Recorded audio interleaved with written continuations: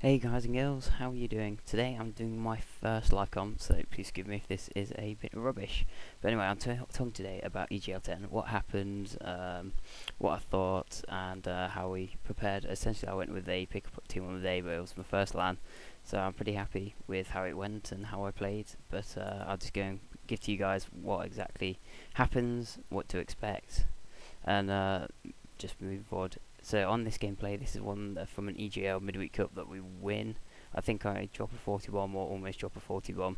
Anyway, to go and recap with EGL 10, it's my first event. I'm going to put that out there, but it was really, really good. It was so enjoyable. If you've never been to an event, it is so different to what you've experienced before.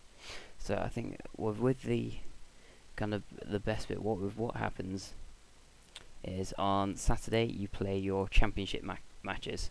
So there's a winners bracket, losers bracket. With it being our first LAN, we had 0 seeding points. So what happens with that is when you have 0 seeding points, you get seeded against someone that has lots of seeding points to go and make sure the kind of top teams end up being in it for longer, to go and give you guys more enjoyment, as you wouldn't really enjoy watching two really amateur teams play out in quite a high round. And so essentially we played Somatic first map. It was Pacino, Godlike, Raz, and I cannot remember the fourth member for the life of me, but we got 3-0 on that map. But yeah, I will be our first LAN. I got the first map. I went 8 for 26 or something like that. It just was not pretty, but it is so different, which I will go and talk about the differences that I found later on in this video. But anyway, so yes, so on the first day you play championship matches with your winners bracket, losers bracket, and then on Sunday you will go and play your either amateur, intermediate, or if you're really good and still in the championship bracket, you'll play your rest of your championship matches. So you will play both days. You won't go there, get knocked out in the first 2 games, and then just go, right, I have now wasted all my Sunday. So what happens is the first game starts about 11. When you walk in to the event, it's just amazing. Lights everywhere, people warming up at stations, and there is just people everywhere, and lots of them you know from online as well. So you won't just know your teammates, you'll know. I've probably met about 20 people there that I actually knew from Xbox, and it's just crazy the amount of people that you talk to and have something in common with it. It's just really good just to go and meet people and just have a good time chatting to people, which is probably the best thing about it, but I'll talk about more of that in the future. But anyway, getting on with it. So in the losers bracket, I think we won the losers bracket second match because we first lost the first one, and then we got knocked out in the losers bracket, our second game in that. I think that gave us, top 64 if I remember correctly. It's something around there, because a lot of people got buys to get straight into losers bracket third round. So our game in the losers bracket second round didn't really make any difference, even though we won it.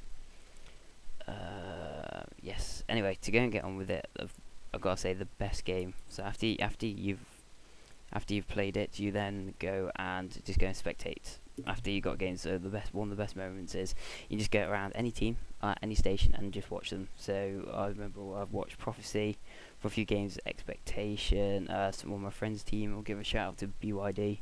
Watched their team a lot actually over the weekend, and it's just great because you go and get to sit behind them. You just watch them fully.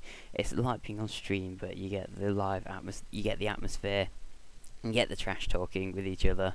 Some comments are hilarious, some are, if I'm honest, a little bit below the belt. There are people just calling people fat shits, and yeah, there's lots of kind of abuse going on. But another ones, I think the one the best I heard was Macat shouting to Necrom, "It's Black Ops 2 is my game. Go back to COD 4." Obviously done a little bit better than that, but it was just hilarious at the time. But anyway, moving on to kind of the best game that I watched has to be Expectation versus Millennium. I watched them play against Prof, and they 3-0 Prof. They were high, they were mental. Then they went onto the main stage and just they were running riot with it for the first 2 games. So good. I thought they were going to 3-0 Millennium as well. And then what happened is I don't know what happened. They just kind of lost it. Then Millennium picked up the next 3 games. But kudos to them taking out Prophecy and almost taking out Millennium. It's a big result for that team, and they played really, really well. I think the best probably moment is, I can't remember who this was against, but Carnage. It was in the last about 30 seconds of the game. He picked up the flag, got a three-piece, and ran it straight down the middle of standoff. And that's insane. He put the team on his back. He just ran away with it and just destroyed them to go and get that flag. It was so good. It was, it's just amazing. Just amazing. You should go and watch that on stream. I can't remember who it was against, but if you watched it on the crowd, they're just going wild. It was just so good to go and put them on their back like that. I think that probably also with Millennium, the best player I think I saw there was probably Tommy. He was on fire. I mean, Millennium, they're a good team, but I don't think they, compared to other teams' kind of players, they don't really deserve top three, really. I think they're more of a 5th, 6th place team, if I'm honest. But Tommy really did pick up his game and carry them through. He just did phenomenal. I'm not kidding. Some of the plays he made were just insane on that main stage. Hopefully you actually got to watch some of them. Yes, moving on to the final. The final, just, it was really good. I don't know if you managed to watch it, but I watched the first 2 games because,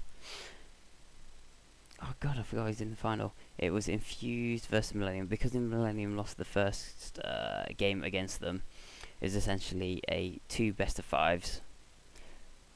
So Millennium had to win 2 best of 5s, and Infused only have to win 1. Millennium went on fire, catching the first 2 games, essentially like Expectation did against Millennium.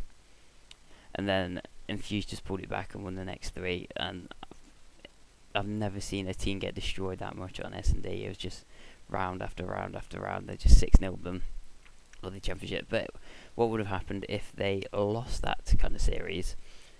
If Infused lost that series, they would have played another best of 5 for the championship. And then that would have decided it. Yeah, anyway, to get back to LAN.